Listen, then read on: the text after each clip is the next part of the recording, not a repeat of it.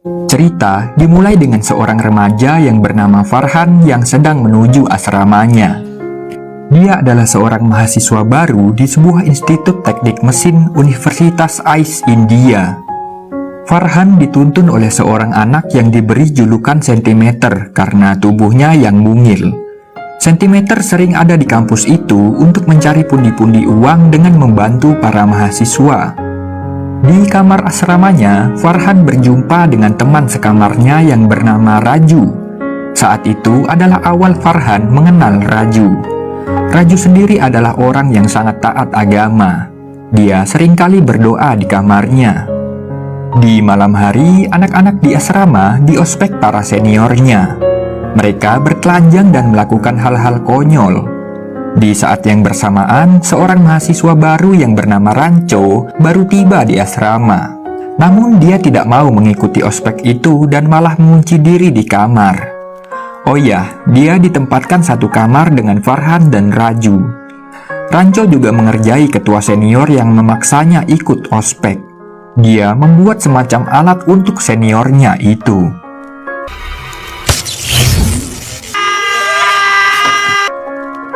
Keesokan harinya, rektor atau kepala kampus datang ke asrama untuk menyambut mahasiswa baru.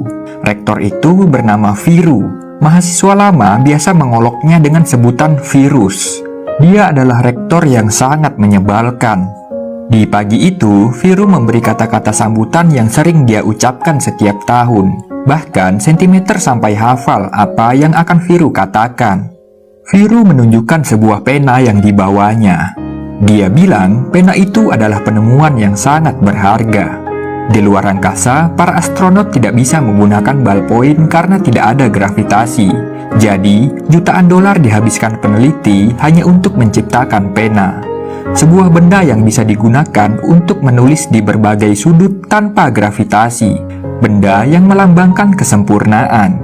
Viru mewarisi pena itu dari guru besarnya semasa kuliah. Dan hingga sampai saat ini, Viru belum juga menemukan mahasiswa yang tepat untuk mewarisi penanya itu. Ranco kemudian mengangkat tangannya dan menanyakan hal yang cukup menohok. Jika di luar angkasa pena tinta dan ballpoint tidak bisa digunakan, mengapa astronot tidak menggunakan pensil yang bisa menghemat jutaan dolar? Seketika, Viru langsung terdiam dan tidak bisa menjawab. Ya, setelah menghajar ketua senior, kini Ranco mempermalukan rektor di depan umum. Farhan dan Raju sampai tak habis pikir dengan kelakuan teman sekamarnya itu. Walaupun begitu, Ranco sebenarnya adalah orang yang baik. Dia memberi Sentimeter uang untuk membeli seragam sekolah. Karena tidak punya biaya untuk sekolah, Ranco memberi saran agar Sentimeter menyusup di sekolah manapun yang dia mau. Ya, meskipun tidak mendapatkan ijazah, setidaknya Sentimeter mendapatkan ilmunya. Saat kuliah berlangsung, dosen permesinan menyalahkan jawaban Ranco mengenai arti dari sebuah mesin. Padahal jawaban Ranco itu memang benar, namun dijelaskan dengan cara yang sederhana. Dosen itu malah membenarkan jawaban mahasiswa yang bernama Catur karena sesuai dan sama persis dengan isi buku. Ranco kemudian memberikan jawabannya yang lebih lengkap dari buku yang lain, sampai-sampai membuat dosen itu bingung. Dosen itu lalu meminta Ranco untuk menjelaskan dengan kalimat yang sederhana. Sontak saja semua mahasiswa menertawakan dosen tersebut.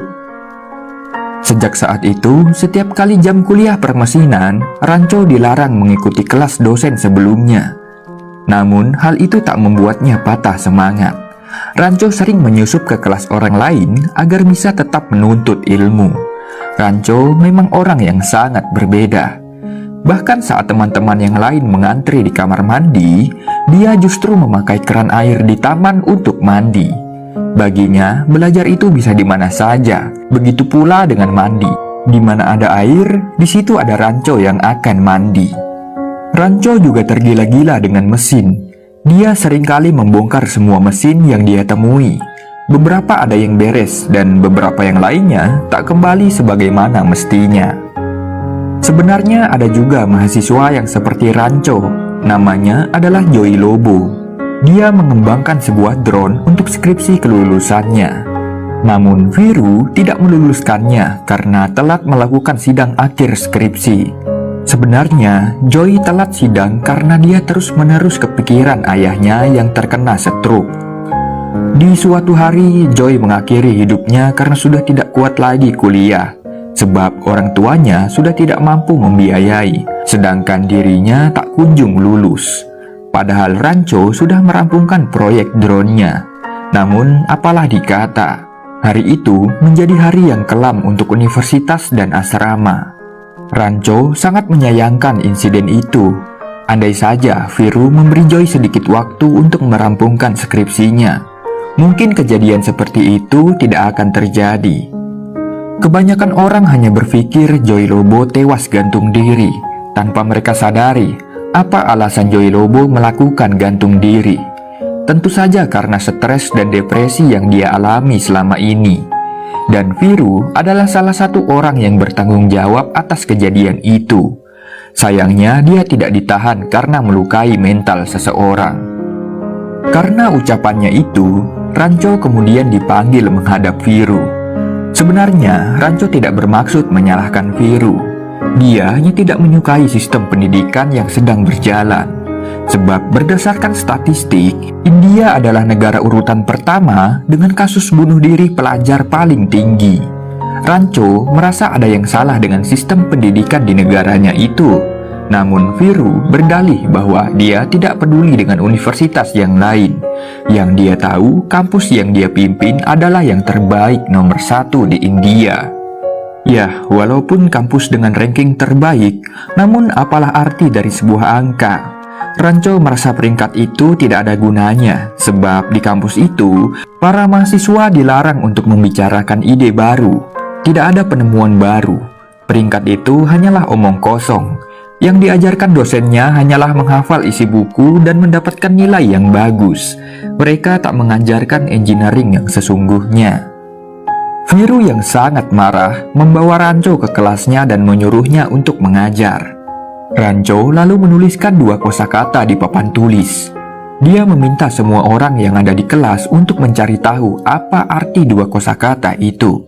Semua orang di kelas berlomba-lomba mencari jawaban di berbagai buku. Namun sampai waktu habis, tak seorang pun yang tahu arti dari 2 kosakata itu. Rancho menyadarkan pada semua kawan-kawannya bahwa apa yang dia lakukan sebenarnya tidak ada gunanya. Ya, mempelajari sesuatu yang sejatinya sudah tertulis di buku tidak akan membuat seseorang berkembang. Mereka tak akan pernah menemukan penemuan baru. Tidak ada inovasi yang akan muncul.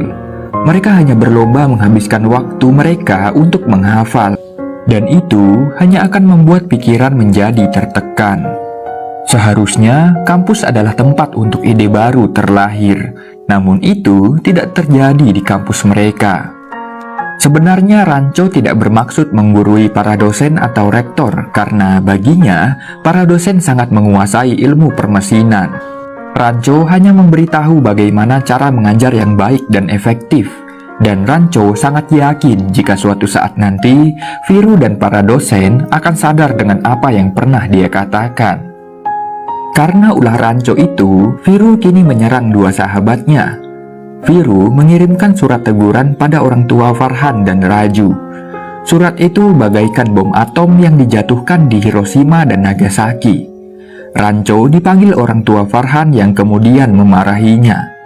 Ayah Farhan menganggap Rancho adalah pengaruh yang buruk untuk anaknya. Namun Rancho malah fokus pada foto-foto hewan yang terpajang di rumah Farhan. Ya, itu adalah foto hasil jepretan.